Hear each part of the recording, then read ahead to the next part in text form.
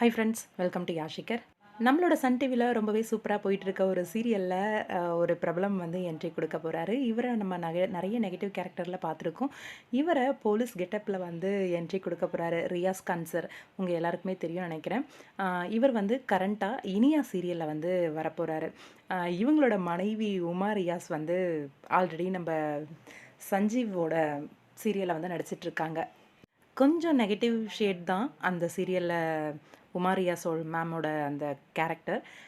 இப்போ நம்ம இனியா சீரியலில், அதாவது சஞ்சீவ் ஒய்ஃபோட சீரியலில் அவங்களோட ஹஸ்பண்ட், அதாவது நம்ம ரியாஸ் கான் சார் வந்து என்ட்ரி கொடுக்க போகிறாரு. போலீஸ் கெட்டப்பில் இருக்கார். நம்ம ஹீரோவோட ஃப்ரெண்டு கேரக்டர் மாதிரி ஏதாவது வருவாரா, இல்லை வேறு ஏதாவது என்ட்ரியா என்னன்னு தெரியல.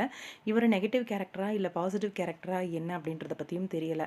ஆனால் இவரோட அந்த காஸ்டியூம், அந்த லுக் எல்லாம் பார்க்கும்போது ரொம்பவே நல்லா இருக்குது. அந்த ஜிம் பாடி இன்னமும் அப்படியே மெயின்டைன் பண்ணிட்டு இருக்காரு.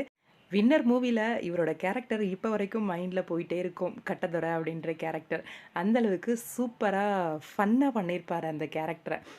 எப்படி சொல்கிறது, அவர் டெரர் பீஸ் தான், ஆனால் வடிவேலோடு சேர்ந்த அந்த கேரக்டர் வந்து ரொம்பவே சூப்பராக இருந்துச்சு.